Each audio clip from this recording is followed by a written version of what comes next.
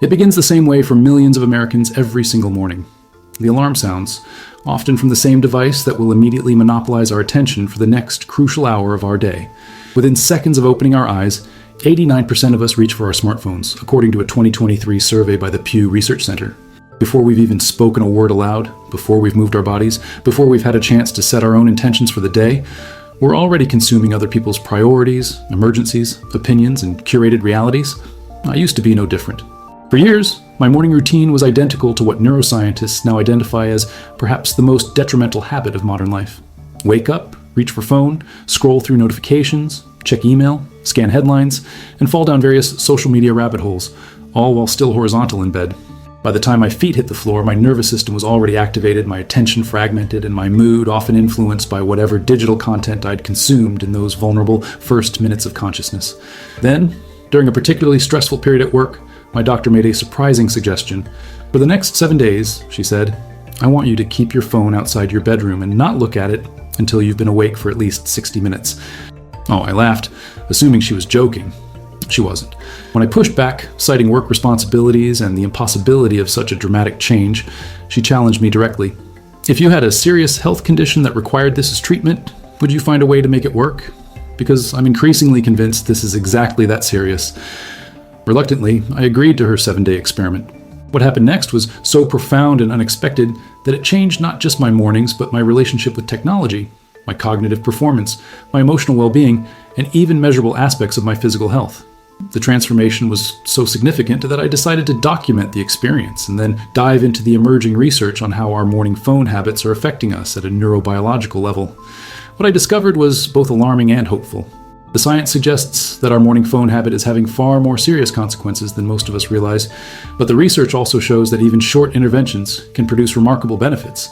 After interviewing leading neuroscientists, sleep researchers, and mental health professionals, I'm convinced that what happens in the first hour after waking might be the most underestimated factor in our collective well-being crisis. Dr. Andrew Huberman, a neuroscientist at Stanford University School of Medicine who specializes in brain development and neuroplasticity, explains why this morning period is so critical. The first 60 minutes after waking represents a unique neurological state. Your brain is in what we call a hypnopompic phase, transitioning from sleep to wakefulness. During this time, your neural networks are especially malleable, your stress hormone levels are naturally elevated as part of the waking process, and your brain is essentially booting up for the day. This boot-up process is remarkably sensitive to input. The information and stimuli we expose ourselves to during this period has a disproportionate impact on our neural activity for the hours that follow. When you immediately introduce the chaotic dopamine-triggering stimuli of a smartphone, Dr. Huberman continues, you're essentially hijacking this boot-up sequence and programming your brain's operating system with a stress response, scattered attention, and external validation seeking as its default state, Dr. Melissa Epple, professor at the University of California, San Francisco, and co-author of The Telomere Effect, has studied how phone habits affect not just our mental states, but our bodies at a cellular level. Her research shows that the particular combination of stress activation and social comparison that occurs during morning social media use triggers inflammatory responses and oxidative stress, physiological states associated with accelerated aging and increased disease risk. What we're finding is extremely concerning, Dr. Epple told me. The cortisol spike from checking your phone first thing in the morning isn't just a momentary stress response. It sets off a cascade of hormonal and inflammatory processes that can persist for hours. When this becomes a daily pattern, we see measurable changes in everything from immune function to cardiovascular markers to telomere length, a key indicator of cellular aging.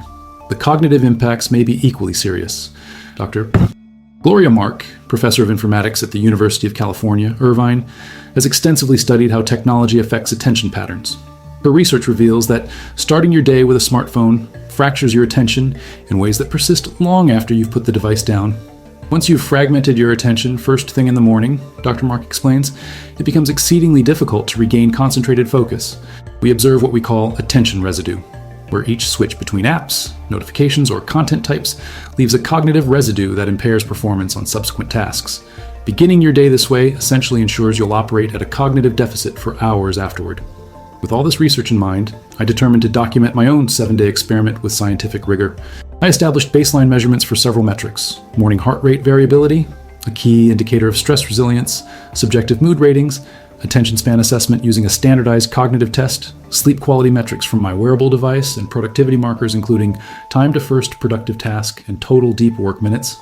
Day 1 of phone-free mornings was surprisingly difficult, almost alarmingly so. I realized I had no idea what to do with myself in that first hour without my usual digital distraction. I felt antsy, uncomfortable, and oddly bereft. Classic symptoms of what researchers now recognize as behavioral addiction. I found myself manufacturing reasons why I needed to check my phone. What if there was an emergency? What if I missed an important work email? What if something major happened in the world overnight? These thoughts revealed how much anxiety had become intertwined with my morning routine. Dr. Judson Brewer, Director of Research and Innovation at Brown University's Mindfulness Center, explains this phenomenon. What we're seeing is a classic anxiety-based habit loop. The behavior of checking your phone temporarily alleviates the anxiety of not knowing what you might be missing, which reinforces the habit through negative reinforcement, the removal of an unpleasant feeling. By day 3, something began to shift. I established a new morning sequence: open curtains, drink water, brief stretching, 5 minutes of journaling, and a short walk outside before breakfast, all before engaging with any screens. The initial discomfort had given way to a strange new sensation: spaciousness. My mind felt less crowded, more deliberate. I noticed details in my environment I'd been overlooking for years. Most strikingly, I found myself generating original thoughts and ideas during this morning period, a creative capacity that had been smothered by years of passive consumption. The physiological changes were equally surprising. By day 4, my morning heart rate variability had increased by 23% compared to baseline, indicating a significant improvement in autonomic nervous system function and stress resilience. My sleep tracker showed I was waking up more naturally, often just before my alarm, and my sleep quality score had improved by 18%. Most notably, my first task initiation time had shrunk from an average of 84 minutes after waking to just 32 minutes. Jennifer, a 41-year-old marketing executive and mother of 2 from Chicago, experienced even more dramatic results when she undertook a similar experiment. I was experiencing debilitating anxiety that seemed to worsen throughout each day, she told me. My therapist suggested the morning phone ban as part of our treatment plan. Within 5 days, my anxiety levels had decreased so significantly that we actually reduced my medication dosage. The most shocking part was realizing how much of my anxiety I had been generating myself through this one habit. By the final day of my experiment, the benefits had become undeniable. My attention assessment scores had improved by 31%, meaning I could maintain focus for nearly 1/3 longer than before. My subjective mood ratings showed a 44% increase in morning positivity. My total deep work minutes had increased from an average of 127 minutes per day to 216 minutes, a 70% improvement in my most valuable cognitive output. But perhaps the most profound change was more difficult to quantify. I had reclaimed a sense of agency over my own consciousness. For the first time in years, I was choosing where to direct my precious mental energy, rather than surrendering it to whatever algorithmic content appeared on my screen. I was setting my own priorities instead of immediately reacting to others. I was beginning each day as a creator rather than a consumer. Dr. Sherry Turkle, MIT professor and author of Reclaiming Conversation, describes this shift as rediscovering internal authority. She explains, "When we immediately turn to our devices upon waking, we're essentially outsourcing our thinking, our emotional regulation, and even our sense of reality. What we sacrifice is the development of what I call our inner teacher, that quiet, reflective capacity to know our own minds and establish our own perspective before taking in the noise of the world. What makes the morning period so uniquely vulnerable to the negative effects of phone use? The answer lies in understanding the neurological transition from sleep to wakefulness." Dr. Matthew Walker, professor of neuroscience at UC Berkeley and author of Why We Sleep, explains that upon waking, our brains undergo a delicate recalibration process. During sleep, your brain has been actively processing emotions, consolidating memories, and clearing metabolic waste, Dr. Walker told me. When you wake up, your brain is in a highly sensitive state. Certain neural networks are still in sleep mode while others are coming online. This transition period has been conserved across human evolution, and until very recently, it was characterized by gradual orientation to your physical environment, exposure to natural light, and gentle physical movement. The relatively recent practice of immediately engaging with screens upon waking represents what Dr. Walker calls perhaps the most dramatic disruption to our natural waking process in human history. The blue light from screens suppresses remaining melatonin production. The constant novel stimuli triggers dopamine pathways typically associated with reward and addiction, and the social informational content activates emotional processing centers before they've fully recalibrated from sleep. This disruption appears particularly pronounced in teenagers and young adults. A 2023 study from the University of Chicago followed 4,800 participants aged 12-24. and found that those who used phones within 5 minutes of waking were 37% more likely to report symptoms of anxiety and 46% more likely to exhibit signs of depression compared to those who waited at least 30 minutes before screen engagement. Dr. Jean Twenge, professor of psychology at San Diego State University and author of iGen, has tracked tech habits across generations. Her research shows that since 2012, when smartphone ownership crossed the 50% threshold in America, mental health metrics have declined precipitously among younger generations, with morning phone use emerging as one of the strongest predictors of psychosocial distress. When we compare teenagers who start their day with 30-plus minutes of phone-free time to those who immediately check social media, the differences are stark, Dr. Twenge explains. The phone-first group shows significantly higher rates of loneliness, lower self-esteem, and greater difficulty with in-person social interactions. Perhaps most concerning, they report less sense of control over their own lives and futures. These findings add urgency to questions about how we begin our days. But implementing change can seem daunting in a culture where constant connectivity is often equated with responsibility and productivity. Many of us view our morning phone habits as necessary rather than optional, a belief that reveals how thoroughly work expectations have colonized our personal lives. Marcus, a 37-year-old attorney from Boston, initially rejected the idea of phone-free mornings as impossible given his professional demands. "I was convinced my career would implode if I wasn't immediately responsive," he recalls. "Then I had a health scare, heart palpitations that my doctor linked directly to stress. I reluctantly tried a modified version where I'd do everything else before checking my phone, even though I kept it in my bedroom. The results shocked him. Not only did my career survive, it actually improved. I was bringing a much clearer mind to my work. I was less reactive and more strategic. Most surprisingly, my clients and colleagues respected my boundaries once I established them. Several even adopted similar practices after seeing the difference in me." For parents, modeling healthier technology habits may be even more critical. Emma, a 44-year-old teacher and mother of 3 from Seattle, realized her children were learning from her example. "I was constantly telling them to limit screen time while simultaneously checking my own phone every few minutes, including first thing in the morning," she says. The hypocrisy became impossible to ignore. Emma established a sunrise rule for her household: no screens until after breakfast. "The first week was chaos," she laughs. "We all experienced withdrawal. But by week 2, something magical happened. My teenagers started coming to breakfast, actually talking to us. My youngest rediscovered her love of drawing, and I found myself feeling more present and patient throughout the morning rush." The challenges of implementation vary widely based on individual circumstances. Those in certain professions, single parents, and caregivers may need modified approaches. Dr. Mark offers practical suggestions. Even if you can't eliminate morning phone use entirely, you can mitigate the negative effects by creating boundaries.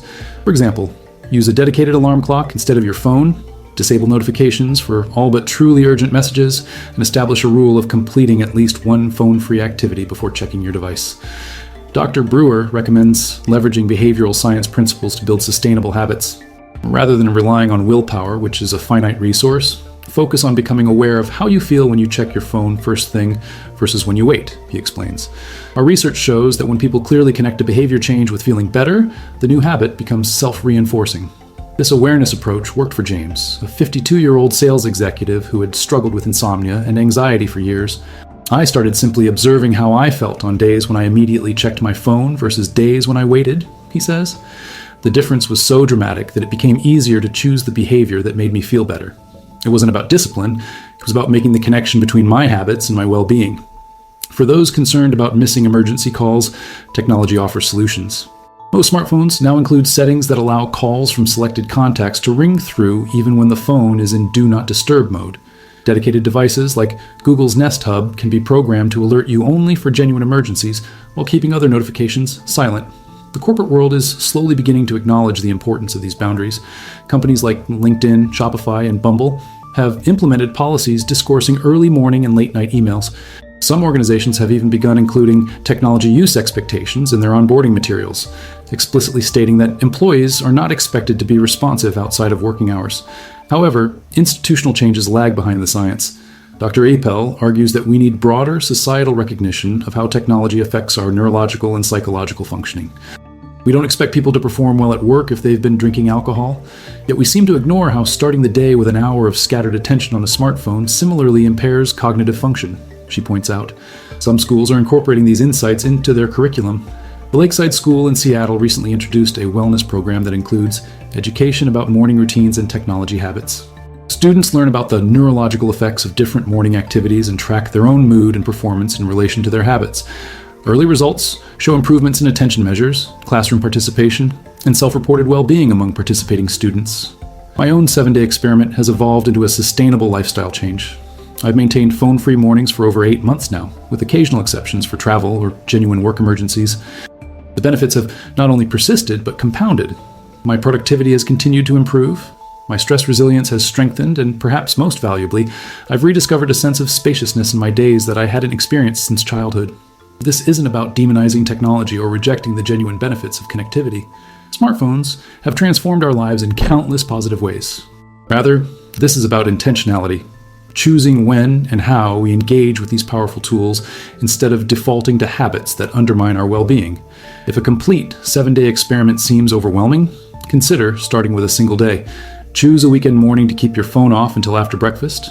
Notice how different your mind feels, how your attention shifts, how your sense of time expands. This small experience might provide the motivation to explore further changes. For those ready for a more substantial experiment, I recommend the full 7-day approach. The timeline is significant because research shows that the most difficult period of habit change occurs in days 3 to 5, when initial motivation wanes, but new neural pathways are still forming. By day 7, most people experience enough tangible benefits to fuel continued practice. Here's a simple protocol to follow. Use a dedicated alarm clock instead of your phone. Keep your phone outside your bedroom, or at least out of arm's reach. Establish a brief morning sequence to replace phone checking, e.g., water, stretching, brief journaling, or meditation. Set a specific time when you'll check your phone, ideally at least 30-60 minutes after waking. Track subjective measures like mood, focus, and energy to create awareness of benefits. Dr. Turkle emphasizes that what we're ultimately discussing is more profound than a productivity hack or wellness trend. This is about reclaiming our capacity for solitude, not isolation, but the productive aloneness with ourselves that fosters self-knowledge and independent thinking, she says. When we never experience the quiet of our own minds, especially during that precious transition from sleep to wakefulness, we lose connection with our authentic selves. The research is clear. How we begin our mornings has outsized effects on our cognitive function, emotional regulation, physical health, and overall well-being. The habits we've collectively developed around smartphones, particularly checking them first thing upon waking, are exacting a toll that extends far beyond the minutes we spend scrolling. The good news is that even small changes to these patterns can yield significant benefits. A phone-free first hour doesn't require special equipment, financial investment, or extraordinary willpower. It simply requires recognition of how our current habits affect us and a willingness to experiment with alternatives. If you're inspired to try your own 7-day experiment, I'd love to hear about your experience in the comments below. What challenges did you face? What benefits did you notice? Your insights might help others who are navigating similar changes. Consider subscribing to this channel for more evidence-based approaches to optimizing your relationship with technology and enhancing your overall well-being. Together, we can build a future where we use these remarkable tools consciously and intentionally, rather than allowing them to use us. Remember, the goal isn't perfection or permanent disconnection, it's reclaiming choice. Your phone will still be there after your first hour of wakefulness, but you might discover that the person who eventually picks it up is calmer, clearer, and more intentional about how they engage with the connected world.